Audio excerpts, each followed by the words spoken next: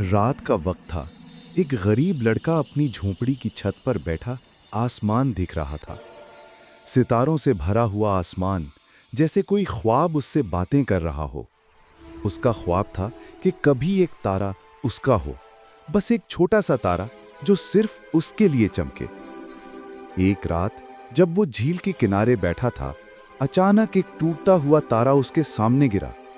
वो दौड़ता हुआ गया और देखा, एक नन्हा सा चमकता हुआ तारा जमीन पर पड़ा है। लड़के ने एहतियात से एक खाली बोतल उठाई और उसमें तारा बंद कर लिया। उस रात पहली बार उसकी झोंपड़ी रोशनी से भर गई। उसे लगा जैसे किस्मत ने उसका ख्वाब सच कर दिया हो। लेकिन दिन गुजरते गए, तारा आहिस्ता आहिस्ता मध्यम होने लगा। रोशनी जैसे दम तोड़ने लगी थी। लड़के ने बोतल को देखा और समझ गया, रोशनी कैद नहीं की जा सकती।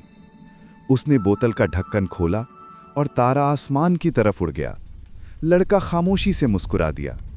अब जब भी वो आसमान देखता है, एक तारा हमेशा उसकी तरफ झपकता है, जैसे कह रहा हो कि आज़ादी में ही रोशनी है।